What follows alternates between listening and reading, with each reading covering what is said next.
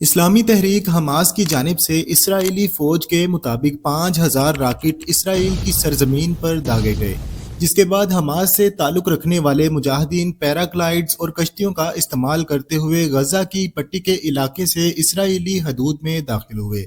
اسرائیل اور فلسطینیوں کے درمیان یہ سب سے زیادہ پرتشدد کشیدہ صورتحال قرار دی جاتی ہے۔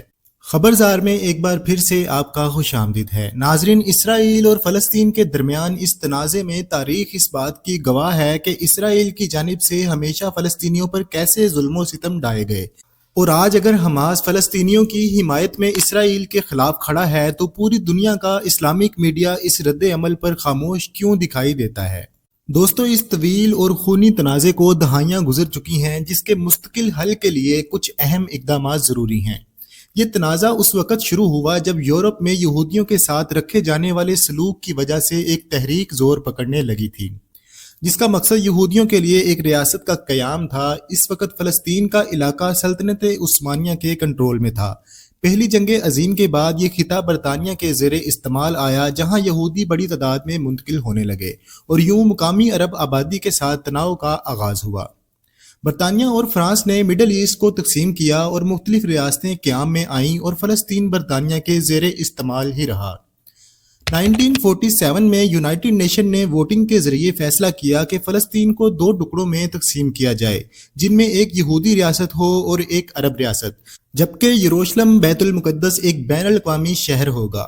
14 مئی 1948 کو اسرائیل ایک اسٹیٹ بنا تو اس کے اگلے ہی دن اردن، مصر، شام اور عراق نے مل کر اس پر زبردست حملہ کر دیا، اور یہ پہلی عرب اسرائیلی جنگ تھی جس کے نتیجے میں یونائٹڈ نیشن کے منصوبے کے مطابق جہاں عرب ریاست بننا تھی وہ علاقہ مختلف ممالک کے قبضے میں آ گیا، اور یوں فلسطینیوں کے لیے ایک سانے نے جنم لیا۔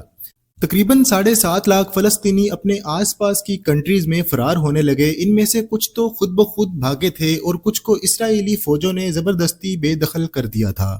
1967 کی عرب اسرائیل جنگ نے اس تنازع کو مزید مشکل بنا دیا جب اسرائیل نے عرب اتحاد کو شکست دے کر مصر سے غزہ کی پٹی، شام سے گولان اور مشرقی یروشلم سمیت ویسٹ بینک یعنی اردن چھین لیا، اور 1973 میں مصر اور شام نے اسرائیل پر اپنے علاقے چھڑانے کے لیے حملہ کیا، تو اس کے نتیجے میں ان کنٹریز کو بھاری نقصان اٹھانا پڑا۔ 6 سال تک جاری رہنے والی یہ جنگ اس وقت ایک نتیجے پہ پہنچی جب ان کنٹریز کو ہوش آیا کہ اس کا سولوشن شاید اب جنگ نہیں ہے، تو 6 سال کے بعد اسرائیل اور مصر نے امن کا معاہدہ کر لیا اور مصر کا شہر سینائی اس کو واپس لوٹا دیا۔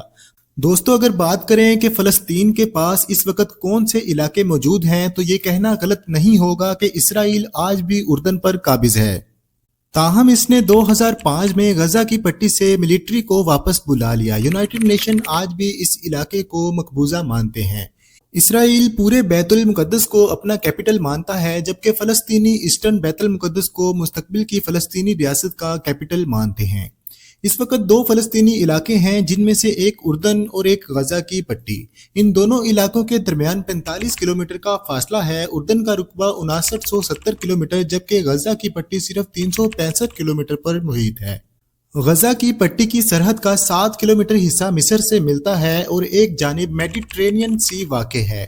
غزہ میں حماس ملیٹنٹ کا قبضہ ہے جس نے اسرائیل سے کئی مرتبہ جنگ کی ہے۔ اسرائیل اور مصر سختی سے غزہ کی سرحدوں کی نگرانی کرتے ہیں تاکہ حماس تک ہتھیار نہ پہنچیں۔ دوسری جانب اردن میں بین الاقوامی طور پر مانی جانے والی فلسطینی حکومت ہے۔ اردن کہلانے والے اس چھوٹے سے علاقے میں 86% فلسطینی ہیں، جبکہ 14% لوگ اسرائیلی آباد ہیں، جو ایسی بستیوں میں رہتے ہیں جو ایک دوسرے سے عموماً فاصلے پر موجود ہیں۔ زیادہ تر اسرائیلی بستیاں 80 سے 90 کی دہائی میں تعمیر ہوئی تھی، مگر گزشتہ 20 برسوں میں ان کی آبادیوں میں 2 گنا اضافہ ہوا۔ اسرائیل ان بستیوں کو پانی اور بجلی جیسی سہولیات فراہم کرتا ہے اور ان کی حفاظت اسرائیل کی فوج کرتی ہے، اور جبکہ حماس 2007 میں اقتدار سنبھالنے سے اب تک اسرائیل کے ساتھ متعدد جنگیں لڑ چکا ہے۔ ان جنگوں کے علاوہ حماس نے اسرائیل پر ہزاروں راکٹ داغے ہیں اور کئی حملے کیے ہیں، اور اسرائیل نے بھی حماس کو کئی بار فضائی حملوں سے نشانہ بنایا۔ اسرائیل، امریکہ، برطانیہ اور یورپی یونین سمیت کئی عالمی طاقتیں حماس یا اس کے ملیٹنٹ ونگ کو دہشت گرد قرار دے چکی ہیں۔ حماس کو ایران کی حمایت حاصل ہے، جس سے حماس پیسہ، ہتھیار اور ٹریننگ حاصل کرتا ہے۔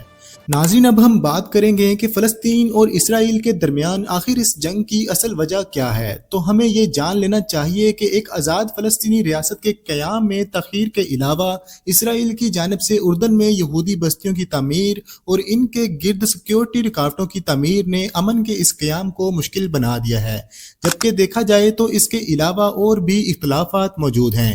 फ़लस्तीनियों का मुतालबा है कि इनकी मुस्तकबिल की रियासत की सरहदें 1967 की जंग से कबल की हालत पर तय होनी चाहिए, जबकि इसराइल इस मुतालबे को तस्लीम नहीं करता। दोस्तों, अगर बात की जाए फ़लस्तीन की पॉपुलेशन की, तो इस वक्त दुनिया भर में 1 करोड़ से ज़्यादा फ़लस्तीनी मौजूद हैं, जिनमें से आधे यूनाइटेड नेशन के साथ रजिस्टर हैं। फ़लस्तीनियों का कहना है कि इन अफराद को इसराइल वापस आने का हक हासिल है, जबकि इसराइल का मानना है कि ऐसा करने से इसकी यहूदी शनाख्त खतरे में पड़ सकती है।